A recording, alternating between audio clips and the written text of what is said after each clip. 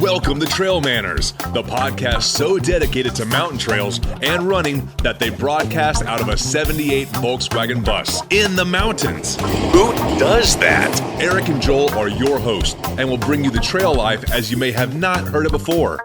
You hear about everything from gear reviews, nutrition to keep you upright and moving forward, and they'll even bring guests into the bus for conversations that you won't hear anywhere else. It's time for some running adventures on a higher elevation. The old 78 Volkswagen bus is fired up and headed to the mountains. Here are your hosts for TrailManners, proudly representing the 801 with their passion and love for the trails, Eric Manning and Joel Hatch. Welcome to the TrailManners podcast, episode number 97. Today, Joel Hatch catches up with Luke Nelson on the old telly. So if it's your first time listening, then thanks for coming. The TrailManners podcast is produced every week for your enjoyment, and show notes are found at trailmanners.com. Come back often, and please feel free to add the podcast to your favorite RSS feed or iTunes. You can also follow us on Twitter, Instagram, and Facebook at TrailManners. All links are in the show notes. Now let's get after it. All right, welcome to the TrailManners podcast. I'm your host, Joel Hatch, with Eric Manning. Today on the phone, we have Luke Nelson for episode number 97. Luke Nelson is a sponsored ultra runner by Patagonia, La Sportiva, GU, Uphill Athlete, Zeal Optics, Jaybird, and Sunto. In addition to his sponsorship, Luke is also a physician's assistant out of Pocatello, Idaho. Luke, thanks for taking your time to join us today. Always excited to be here, man. So you've had kind of a low-key, under-the-radar 2017 compared to 2016. So what have you been doing so far this year? Well, it's funny. It's low key in the running world, but I would say it's been pretty predominant in the world of activism. I've been heavily involved with Patagonia's efforts to protect Bears Ears National Monument. Earlier this year, I got a really cool opportunity to take a 360 film project that Patagonia created with duct tape and beer. Did you say duct tape and beer? Duct tape and beer, yeah. That's the production company with Fitz Cahal and his team. They teamed up together, made this amazing 360 video project, and then I got to take it on tour around the United States at events at Patagonia stores where we just had a packed house at every event. Right.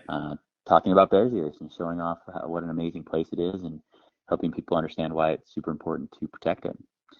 That was a 9-stop tour all across the U.S. And in addition to that, I spoke at a couple of state-level land rallies, one in Idaho and one in Utah.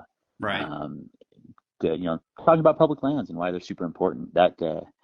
Those projects occupied a ton of my spring, where normally I would have been maybe racing a little bit more. Right. But I felt this was a lot more important. Well, is this the first year you really kind of dove into that? Yeah, I've been involved with projects that I would consider kind of activism type projects. One in Idaho with Boulder White Clouds, and right. The work in South America at Conservación Patagónica. But this is the first time that I took a really, I would say, a public role outside of being just a runner doing something for the sake of activism. Whereas in this case, I was being a straight up activist and right. Standing in front of crowds of thousands of people and telling them why public lands are important. Yeah, you really stuck your neck out for that and really committed to that this year, which was really cool to see. Gosh, it was exciting and a totally rewarding experience for me to be able to meet people from all over the United States who have different interests in public lands for different reasons, and to kind of come to a common ground. That's one of the things that makes the United States unique, is the public lands that we all own as a nation. Right. So during some of these stops, especially during like your stop in Idaho and Utah for when you're speaking at the Capitol, there's a lot of people there that obviously agree with you. But what about those people that don't agree with you? Did you get a chance to speak with them and kind of get their side of the story and understand a little bit better about kind of where they're coming from? I really tried to. It's hard to get outside of your sounding board. All of our social media accounts tend to reflect what we like as opposed to things that we don't like. Right. And I made a pretty concerted effort to try to sit down with people who thought differently than me and try to understand their point of view. In the end, I still had a bit of a hard time understanding it, to be totally honest. Right. But I tried to be empathetic towards the reasons they wanted maybe monuments reduced or public lands in state hands or things like that. Right.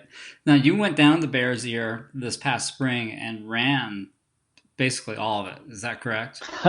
Well, not all of it. I mean, the monument's gigantic, but Jared Campbell, Matt Irving, and Stephen Nam and I did a 3-day traverse, Right. I guess 3.5 day, where we covered about 150 miles of some of the most amazing desert country I've ever been in on foot. Right. It was just mind-boggling. So were these on like dirt roads, trails, or were these like straight up cross country? We did have a little bit of cross country where we were linking canyon systems together, but for the most part, they were trails in the bottom of canyons that are known. I mean, we went to a couple places that are definitely lesser known, Right. but we also went to some of the most popular or most known places. We went through Grand Gulch or some of the Natural Bridges National Monument, which is now part of Bears Ears. We went through both of those, which is backpackers mega destination. Is it? Yeah. But the crazy thing is, with all the land or the distance that we covered, we saw very few people. I think a total ended up being under 30, and 15 of those were a river party when we hit the San Juan River, like a river trip. So super secluded. And amazing archaeological things. You couldn't throw a rock without seeing a painting or a building or Right. some traces of these, ancient cultures. And that's one of the main reasons it really does need to be kind of protected.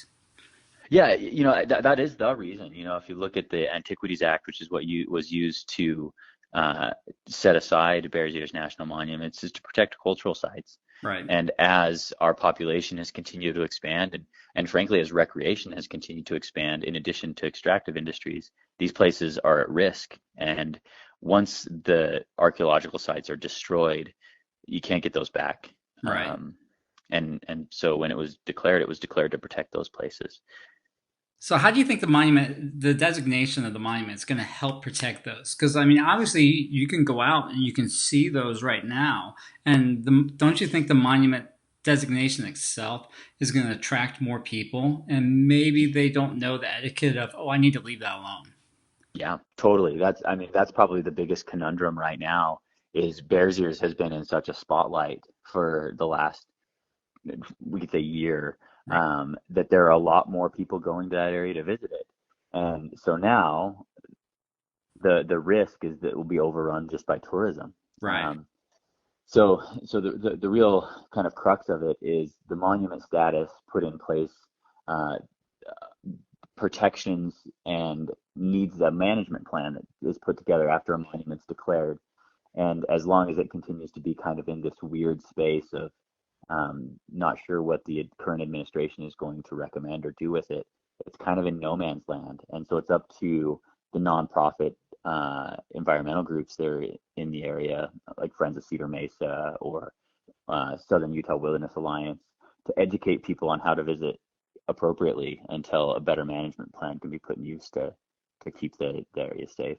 Oh man, I hope that works out because that's kind of scary because like you said, for like at least the last year, if not 18 months, that's been like the forefront of this was going to be the next big monument. I want to go check it out, but that management plan is just not there yet. And man, if that's not like, if there's something not done, then so many valuable things could be lost or destroyed inadvertently just completely. By being loved to death.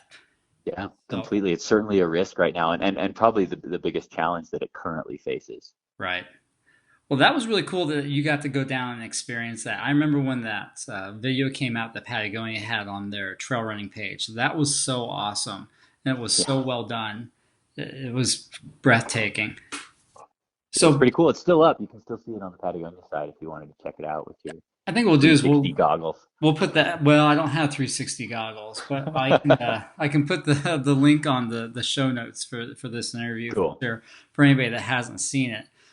So besides running in Bears ears and being, that taking on that new role of being an activist, what sort of, training were you doing this spring?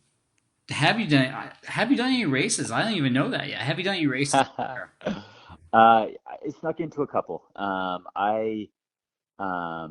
had been I had some pretty big goals for the season that I've been working really hard to get ready for. Right? And kind of was incognito, just training my guts out, working with Scott at Uphill Athlete. We were putting together a pretty aggressive plan. When Scout Mountain came around, my race committee surprised me with a bib number for the 35K. Oh, So nice. I jumped in the SMUT 35K Yeah. in the midst of race directing. Had a great race there. Ended up in second. Where did I end up? Second or third? Third, I think. You got on the podium. That's what's important. Yeah, maybe I was second. Anyways, but four of us went under the old course record. Had a real spicy run yeah, it was a good crew. And then kind of got back to training, recovering. I drove down to Hardrock to pace Mike Foote, Oh yeah. which was a cool experience. Got to run with Mike and Killian and Joe Grant up front for a bunch of hours, which was good times. Yeah, I saw you bandaging up Killian when he dislocated his Yeah, shoulder, right? yeah. I got to put on my PA hat for a couple of times and help secure his shoulder so he could keep running. That's Mike wasn't amazing that super he did. stoked that I was helping out the competition, but That's okay. That's what trail running's about, right? You gotta help out your yeah, fellow runners. yeah, no, it was totally cool, totally cool. So after Hard Uh, Rock, what have you been up to? well, actually, the week before that, Jared Campbell and I set the FKT at the Utah 13ers. Um, I don't know Huh. if you even heard about that. Well, I no, I haven't heard about that, but I do remember you telling me that you guys were gonna attempt to do that probably Yeah, last February when we talked. yeah. So that How'd that that was just the go? week before Hard Rock. It was awesome. It was awesome. The Uintas are a burly mountain range, that's for sure. So how many peaks But were in that FKT attempt? 13,000 foot peaks. And so what was the distance and elevation change on that? It's about 60 miles, and mid 20,000s for elevation gain. Oh, that's pretty legit. Yeah, yeah, it was pretty solid. Took us 32 hours, Oh and my 50 goodness. minutes. So we took 4 hours off the old FKT that Tom Goth and Jason Dre had set up. Nice. Yeah, it was rad. Made my legs pretty tired going into Hard Rock, but Yeah, I'd say so. it's all good. Let's see. After Hard Rock, what did I do after Hard Rock? I went up to help Ty at the Vaquero Loco, Right. and jumped in the 25K there, which was good times. Yep. Was able to beat Ray Landon's course record in the 25K. Right. Um, it was great. Jason Slarb to chase down in the 50K, which gave me a little bit of a rabbit. And then there's a good second place. I don't remember the guy's name, but pushed me pretty hard to make sure we got kept it honest. Right. Um, let's see. Then a couple weeks after that, there was I jumped in the Cirque Series race, the Discrete Cirque Series at Snowbird. Oh yeah, that's right. Uh, They're in their second year of that. They're doing a pretty good job with that now. yeah, it's super fun race. It was only 9 miles, 3,700 feet of climbing up Snowbird. That's legit. Um, some of the cool parts of the speed goat course that it runs Right. on. And I ended up third in the pro division there. And that was definitely on a whim. I needed one last hard workout before my biggest event for this year, and that worked out great to jump in that and race the fast kids. Yeah. Um, and then it was Nolans. Nolans was the goal for the year. On Labor Day weekend, Jared Campbell and I went down. To be totally honest, with intention of trying to set a fastest known time on the Nolans route. Um, and ended up not quite getting that, but having a pretty epic experience. So for those people who don't know what the Nolan's route is, can you give us a quick synopsis of that?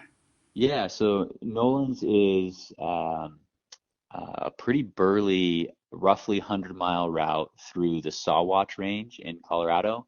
Yeah. Uh, 14,000 foot peaks. Right.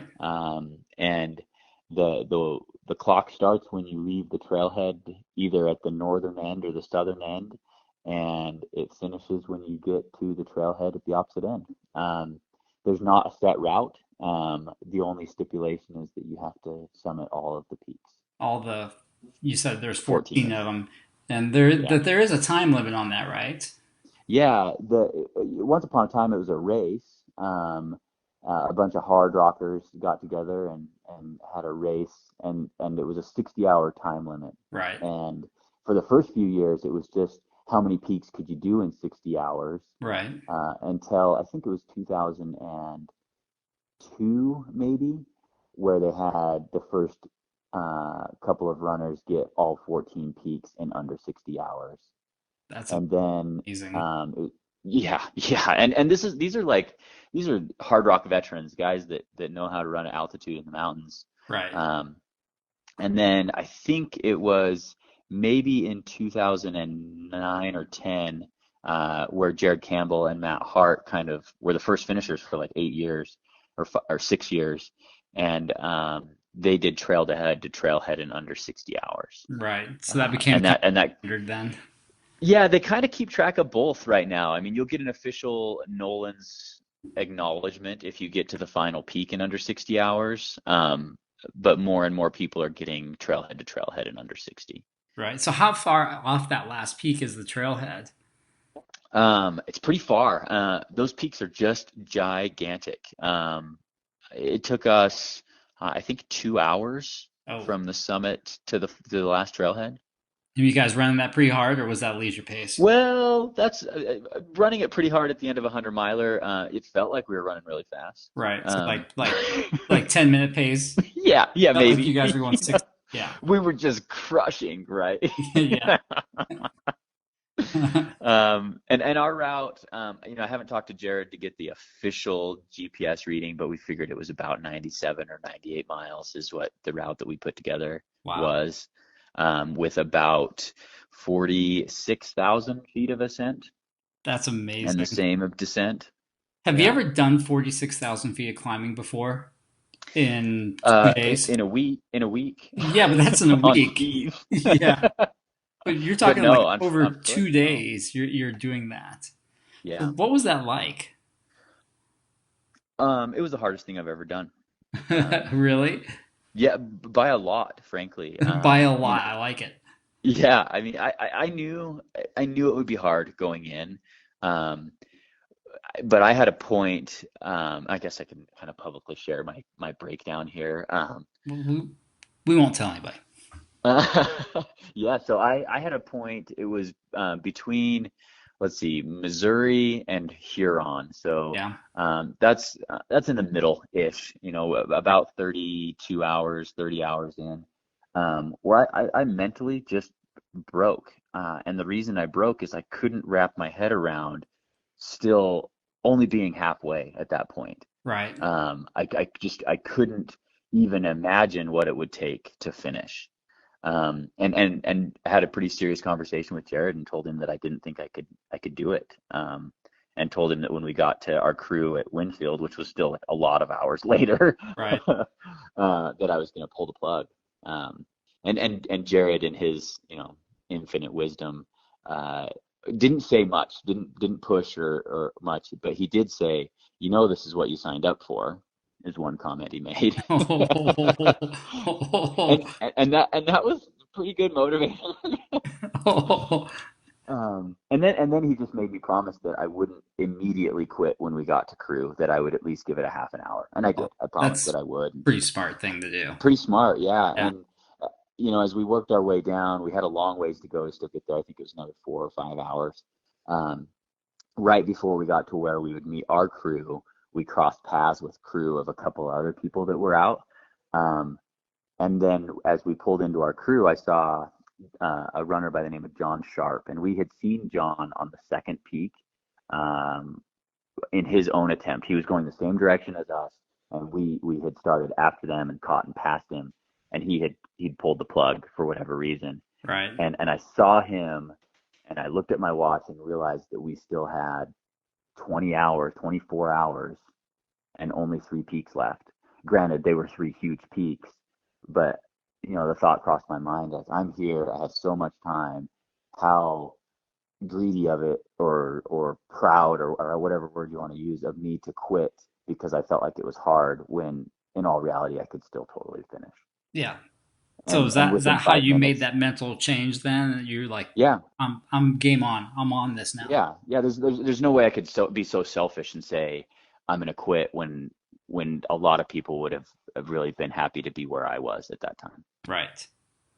That And I still couldn't imagine finishing at that point, but I just determined to put one foot in front of the other until we got there. that's pretty much how you finished it. Yeah, Was it yeah. just a mental grind at that point? Physically, I was actually doing okay. And when I had the mental shift that I wasn't going to stop, I felt pretty good. Um, and anybody that attempts something of that difficulty is going to feel totally destroyed at the end of it. Right.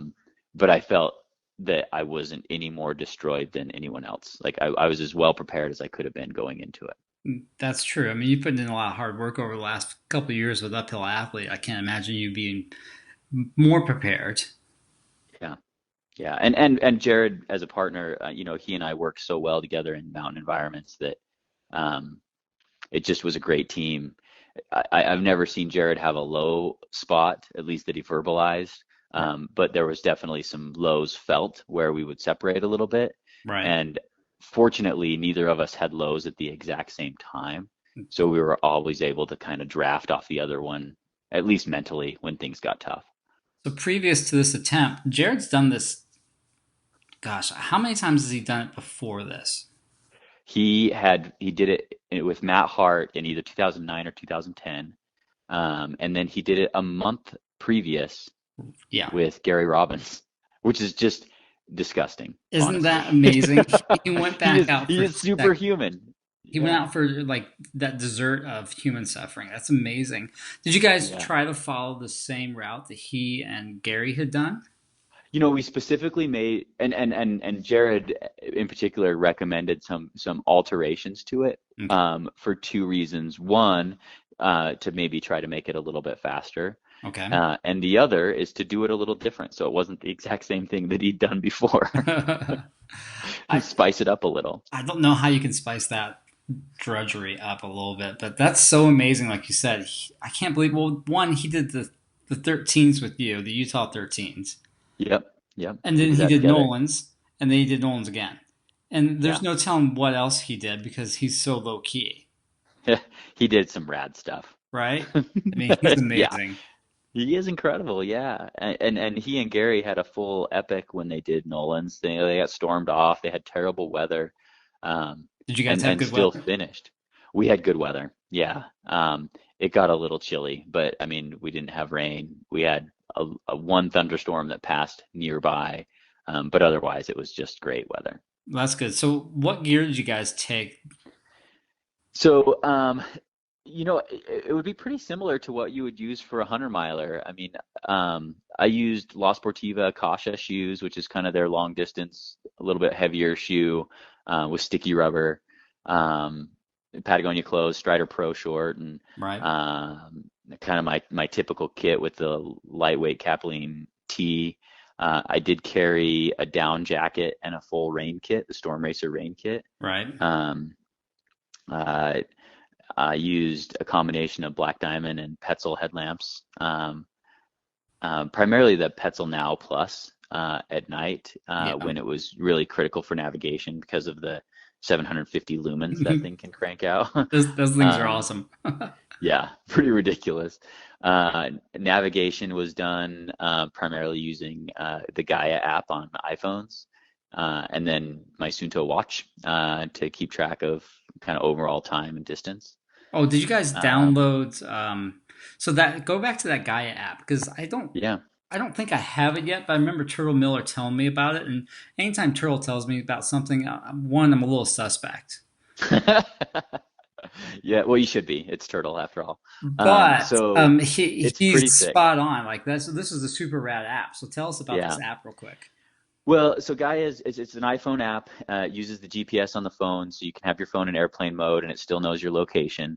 And what Jared and I have done on several adventures now is we'll build our map set in an online program called CalTopo, Okay. and then you export that to Gaia via text message to yourself, and load that in, and it's all there. That's All pretty your slick. information. Yeah, so it gives you, kind of the iPhone blue orb of your location, and right where you're at all times, as long as you can keep your phone functioning. Yeah, which nowadays you can take those little chargers that are no bigger than like a finger. Yep. You can keep everything. Yep.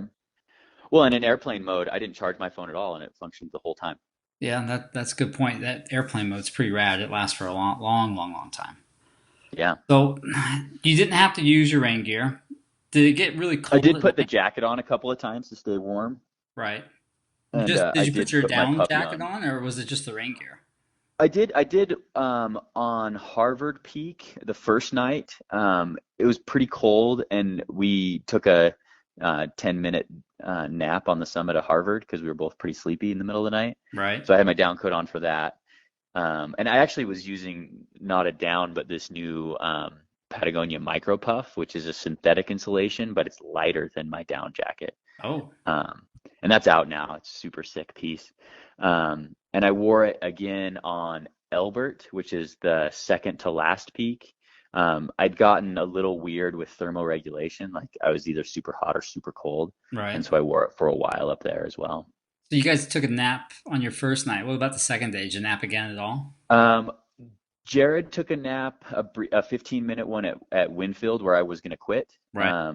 And I was in the process of eating, I think I ate almost 2,000 calories there instead of sleeping. Um, and then we did take we laid down for another 15 minutes before we went up Mount Elbert. So are you guys getting like legitimate sleep at that point, or is it kind Uh, of like just I'm gonna close my Jared eyes? sounded, yeah, I closed my eyes. Jared sounded like he slept. I just don't have that superpower to be able to sleep in the middle of an endurance event like that. I got to work on developing it. You got a couple of years to get that. Yeah, So but both my major adventure partners, Jared and Ty Draney, have the ability to just like sleep on the snap of fingers. Like it's crazy. yeah, I don't have that. It takes me a little while to get there. So when you got in Winfield, you said you ate 2,000 calories. What did that entail? It was mashed potatoes, Ooh, yep. 2 packages of instant mashed potatoes. I ate, what else did I have there? I had a quesadilla. I had a Red Bull. Wow. I had a cucumber and cream cheese and ham wrap, Wow. um, and some ramen noodles. I can't believe you ate all that and just kept going. I Oh was my pretty gosh. hungry. So what were you eating on the routes when you guys were out hiking and running? So I worked with Goo Energy Labs before that trip to Bears Ears this spring to put together kind of a multi-day fueling plan. Hmm. And I applied that. So I was using the Goo Roctane concentrated Okay. um, in a soft flask in the front of my vest, Right. and then water in the hydration reservoir. I was using on average about a goo gel, like 3 hours. I was taking one of those. Right. Um, and then I was mixing in either some trail mixes or jerky. Um, I had some gummy bears because they sounded good. Yeah. And then I had these sweet potato and turkey sausage and egg wraps Wow. um, That sounds good. that my lovely bride uh, prepared for me beforehand, and I'd mix those in as well. Wow. You're well fueled. Well fueled for Yeah. sure. That sounds like it's pretty spot on. So you get through your low point. You keep marching on. You guys finish up. And what was your time? 53 hours? Something Yeah, like that? so 53:19 Right. was our overall time, trailhead to trailhead. And we were 51 to the summit of the final peak. And what's the FKT on that course? It's actually right around 48 hours. Oh my goodness. Yeah, Iker Carrera from Spain That's in right. August He did it came. after Hard Rock, right? He did, yeah. He spent a month after Hardrock getting to know the route, and he Did amazing. He's first person to go under 50 hours. And he actually was 47:40 is what he was. That's amazing. Yeah. Wow. Incredible. I can see Killian coming back and beating that maybe, but Yeah, and Iker said in an interview that he thought that Killian could do it in 40 hours. what? That's what he said. Yeah. Holy cow. Yeah, it's pretty impressive. I'm just happy that we survived. Yeah, right. Well, I'm happy you survived too. I mean, because that's a great adventure and a great story. Yeah. So you're done with that now. You're well into September, and you got another race coming up here soon. Yeah, I got 10 days from today to be ready to run the bear. Yeah, which you've done a couple of times in the past, Yep. I've got 3 bear finishes in the past. right? And how well have you done in the past at the Bear? It's always treated me pretty well. Yeah. All 3 of those have been under 24 hours. And I had, let's see, a second and a third place finish in those. Right. So you've done really well in the past, and you know the course like the back of your hand. Yeah, it treats me pretty well. It's a great course, period. Yeah. It's really fun to run on. And so you're going to use that as your qualifier for Hardrock next year? Yeah. Is that Yeah, the I plan? am. That's the plan. Yeah, I just got to finish it. And honestly, maybe for the first time in a 100-miler, my honest only goal is to finish. Well, I can see My you. legs still feel pretty trashed from Nolans. So, Yeah. You might get a little excited up front if the weather's good and the pace is a little spicy, you know? yeah, I get sucked into that pretty easy. So I'm going to try not to. And maybe I'll end up having a great race if I can not go out too fast and blow up. Yeah, I think you'll have a good time. A couple weeks ago, there was besides you, there was a bunch of fast dudes on the start list. I haven't checked lately to see if they've dropped off. A couple of them have, yeah. But I know Timmy Olsen will be there. Yeah. Jeff Browning will be there. Yeah. And Jeremy Humphreys will be there. Oh yeah. All fast dudes. Yeah. And then there's always, 15 or 20 other guys that you don't know of that could come out and take names. Oh yeah, they'll go out and smoke the start right away, and you'll be like, "Who are these guys? Stop running so fast!" Yeah. Well, and the Bear's always a little bit of a wild card with weather. I've raced the Bear in 100-degree temperatures, and there's been bears that have had tons of snow. So Well, we'll see what we get. I think I saw today Phil put out his official post saying that the high is supposed to be in the 70s. Oh, beautiful. So I think you guys are going to have some good weather. It might be a little chilly up there by Ranger Dip, which it always is. Yeah. For the most part. It's always freezing up there in the middle of the night. Yeah, that was probably the coldest I've ever been going through there one year.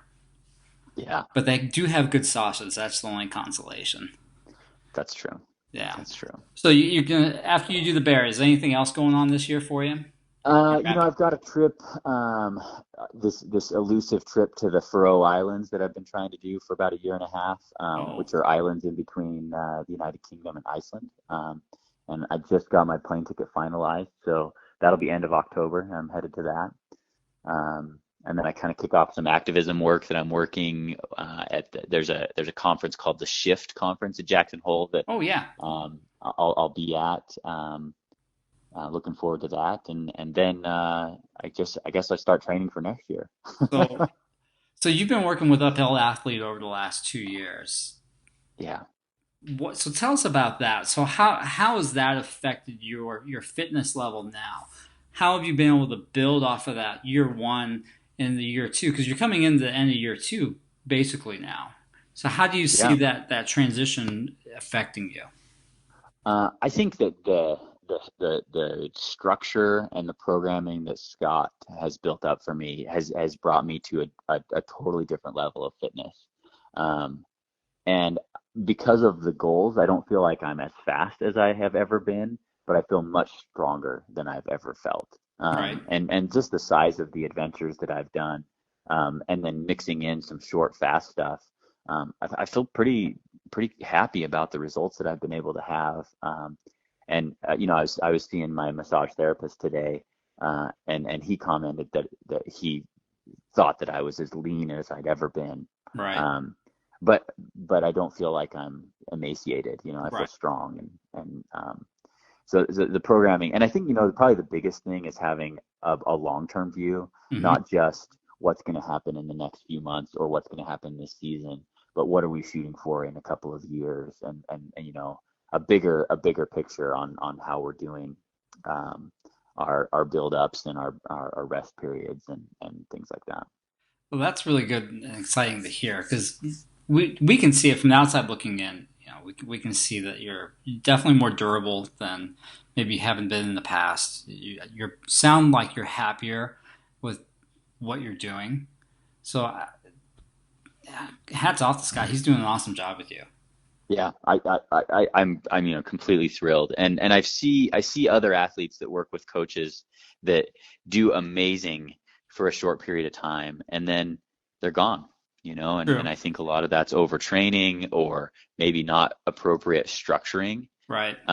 Whereas, I feel like I'm in it for the long game here, and not just to be sitting back and being in the middle of the pack, but on the front edge of the pack for a long time. Right. That's cool. So you're going to get your qualifier. Obviously, you're going to put in for Hardrock. How are you going to build next year? So you'll have basically two scenarios. You'll have one scenario where you get into Hardrock, and the other one will be where you don't. So what do both of those look like? Well, I mean, if I get into Hardrock, I mean, everything's on that. I'll focus 100% efforts to being as ready as I can be for Hardrock. If I don't get into Hardrock, I'll probably look at maybe a couple of big events in Europe. There's some 100-mile race, the Ultra Trail Monte Rosa. Yes. That the UTMR that I'm blanking out on her name. Lizzie Hawker. Lizzie Hawker, yeah. Put together, yeah. That's one that I have some interest in. I certainly would maybe be interested in getting back on the Skyrunning Extreme Series, going back to Norway and Glencoe, because those races are so epic. Shout out to Cody Lind from Pocatello, got 7th at Glencoe this last weekend. Hey, you're kind of breaking up a little bit. Are you holding your phone a little funky? I think I might have been. Yeah, did you hear me? No. Yeah, that's a lot. Sorry about that. Yeah, so a quick shout out to Cody Lind from up here in Pocatello. Just got 7th at the Glencoe race in Scotland. Yeah, that's legit, huh? Yeah. Cody's been crushing this year. I think he'll end up in the top 5 in that series internationally. That's really impressive, and that's not an easy course. I remember you saying last year you thought Glencoe was the hardest race you've ever done. Yeah, by far the most technical. Right. Yeah, absolutely. You thought it was a lot harder than Tromsø. Yeah, it was. Totally. It's amazing. And then, Killian went out and just crushed that 2 weeks after UTMB, which is, I don't know how he does it. It's superhuman. Yeah. He's racing Ultra Pyrenees this next weekend too. So we'll see how that goes. Oh my goodness. That's amazing. So if you get into Hardrock, are you going to do any races in the spring, early summer, building up to that? I'll probably be at Rufa. Yeah. That's always that's an event event in February. Yeah, an event in February. And there's an event in Tennessee that I'm maybe interested in trying to figure out how to get into. But are you serious? You've been talking to Jared too much. Well, I've been spending a lot of time with him. Yeah.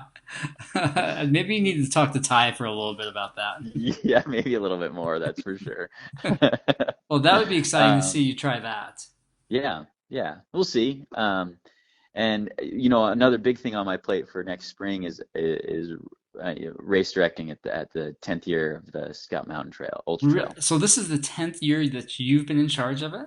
No. It started 10 years ago with the Pocatello 50. Right. And this will be my 5th year in charge. Wow. So tell me about that. So is it just going to be the same where you have the 35K, 60K, and the 100K? You know what? It's not. It's not going to be the same. What's going on? There's some big changes in store. And I actually can officially talk about this today because I talked to the Forest Service this morning. Oh, my goodness. Lucky us. So Scout Mountain Ultra Trail next year will be a 35K. All right. Which is what we've had. Yep. Same course? Same course, no change. Okay. Yep. It'll be a 50 miler. Oh. No more 60K. All right. We're going to bump in respect of the original 50 mile. Is it going to be the original 50-mile course? No, it will be the same course as the 60K, except for the runners will start at Gibson Jack 1 aid station earlier, which puts them right at 50 miles. At Gibson Jack 1 aid station. That's kind of, I'm trying to remember where that's at. Is that kind of down by the creek? It is. Yep. Yep. Yeah. The trail has changed just a little bit there. The Forest Service rerouted it, and there's this big, beautiful parking lot there now. And so that will be our start for the 50-mile race. Wait a minute. They'll still finish the same. Isn't that really a nasty climb right away? It used to be in the early 50, Pocatello 50 it was. Now it's a beautiful trail called the Sterling Justice Trail that kind of contours along.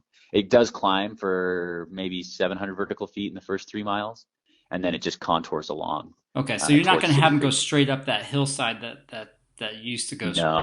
No, not anymore. Okay. That would have been cool, but also very cruel. Yeah, oh no, yeah, brutal to start right up on that. And the 100K is going away for next year, and we are going to have the inaugural Scout Mountain Ultra Trail 100-miler. Oh, so tell me about that. That sounds terrifying and awesome. Still a handful of details to be determined. All right. We have our course roughly penciled in. Okay. And it will include essentially the entire 100K course. Oh, gee. Here's the twist, though, is our plan is to start the 100-miler on Friday afternoon. Okay. So all runners in the 100-mile will go through the night. Yep. And they'll actually get the opportunity to summit Scout Mountain or nearly summit Scout Mountain from a different direction 2 more times. Oh, that sounds awful. It's going to be beautiful. So rough estimates right now for the 100-milers, it's going to be about 24,000 feet of ascent. So they're going to basically run the 100K like it normally is, right? Well, what they'll do is they'll run the new part, the new 40 miles, and then they'll tie into the 100K course, and they'll pick up the 50-milers and the 35K in kind of the staggered starts that we've done in the past. Oh my gosh! So they're gonna finish off the 100-miler with another ascent of Scout Mountain and that Yes, heinous and down. up out of the Nordic Center will be their last climb. Oh, that's gonna hurt so bad. It will. That sounds delightful. Yeah, it's going to be super cool. Right on, We're dude. really That's excited exciting. about it. We've got 3 new aid stations. We already have 2 of the aid station captains committed that are so psyched for having overnight parties for Yeah. the aid stations. We are looking for one more, so if anybody out there is interested in becoming an aid station captain for Scout Mountain, we'd love to have you. Hey, that'd be fun. I think that there's that running group from Idaho Falls. They're pretty good about getting some. Yeah, we'll talk to out. those guys for sure. They've got that new race that they're putting on too at the end of July, the Palisades. Oh, the Palisades 100, yeah. Yeah. That's right. I saw something about that. So I think The those 50 and 100 mile, is that what they're doing? man, they've got a marathon, a 50-mile, and a 100-mile. Okay, cool. Yeah, Cool. some really good 100-milers coming to Idaho now, and I know Yeah. you're going to do a good job. I'm not worried about your guys' race. You'll be spot on. But Yeah, man, we're excited for it. that's going to hurt a lot. Not going to be an easy one, and the time of year is a little bit tough. Doing a spring 100. Our goal would be to make a race hard enough that we could be considered for a Hardrock qualifier in the future, hopefully. I certainly think that you're going to be, and a Western States qualifier too. Yeah, For totally. sure, that's awesome. So when do you get the final approval from the Forest Service, and when do I need to put this on the SMUT website? Is another question I have. So you and I will be meeting about when we put it on the SMUT website, but I am hoping to have everything set within a month. Okay, that's cool. And then registration will open as we have in the past on New Year's. Okay, so what sort of limitations are there on the entries for this? So our permit will stay at 300 total for all of the events. Okay. And I'm not going to put a specific cap on any of the distance, and we just go until we sell out. Right on. That's awesome. And we will make sure that the 100-milers are, I can't commit 100%, but I think we'll be doing buckles and probably some type of Patagonia clothing item for the finishers. Nice. That'll be exciting. Well, I might have to sign up for that. We'd love to have you. Well, I was planning on coming back and doing the 60K already, but Well, you're just going to have to run a little further. yeah, I'll have to talk to Coach Ty about a training program for next year for sure. Well, that's exciting. That's right. We're psyched. We're really excited to kind of take it to a new level. And since it's the 10th anniversary, and yeah. So what made you guys decide to do the 100-miler? I've been thinking about it for a few years, and one reason is I really wanted to bring back the 50-miler. That was Jared Campbell and Ryan McDermott's brainchild to start, and I felt like that legacy needed to continue. Okay. And it's pretty weird to have a 50-miler and a 100K, so yeah, just the logical increase. Well, that's going to be a little bit more work for you, but I know you can handle it. Yeah, well, and honestly, it's going to be up to the volunteers, and we have amazing volunteers up here. Yeah, you do. You guys put on such a good race up there, and I think that's one of the things that we always try to emphasize when we talk about this on the TrailManners podcast is how well you take care of your runners. There's not going to be any issues with the course marking. The aid stations are top notch. The pre-race and the post-race is spot on. And it should be, it's going to be more of a party because the party will go longer at the finish line. Yeah, the start finish area is so much fun. That park it's great, easy access from the freeway too. Yeah, just about 7 miles off the freeway, but you feel like you're up in the wilderness. So yeah, you really do, which is crazy. So you're driving through there and you're like, this is a pretty cool area. And then you go up to the start finish area and you're like, oh, this is rad up here. This is legit. Yeah. Well, that's totally awesome, dude. I'm looking forward to that. And, like I said, when it's time to talk about putting it on the website, let's get it done. And, I'm excited. Yeah, it's going to be cool for sure. Well, Luke, I appreciate you taking your time to talk to us tonight. I know you've been super busy lately with work, and I know that it's a big deal to step away from the family and talk to us. So I want to genuinely thank you for doing that. And then we'll catch up with you here soon, too, to talk about maybe some cold weather running and what gear that you would want to use or what gear that you're going to recommend for people. So we can look forward to that maybe in a couple weeks. Yeah, awesome. I'd love to. And always enjoy the opportunity to come on and chat with you for sure. Yeah, maybe we'll drag Eric's bus up there and we'll jump in the bus because that's always just so much more enjoyable to do. But again, thanks for taking your time tonight to talk to us. And so look forward to the SMUT 100-miler and 50-miler coming to you January 1st. Yep, race dates first weekend in June. You can mark your calendars now. Right on. All right, thanks, Luke. I appreciate it. Thanks, Joel. Thank you for listening to the TrailManners podcast. We'd like to thank Luke Nelson for taking the time to join us once again. We also want to encourage everybody to follow us on Instagram, Twitter, and Facebook at TrailManners, or swing by the website at trailmanners.com. There on the store page, you can snag yourself some cool swag and rights, or hit us up on the contact page. Let us know what you want to see, who you want to hear, or if you would like to be on the show. Until next time, this is Eric Manning with Joel Hatch reminding you, you don't get what you wish for, you get what you work for. Now go get it.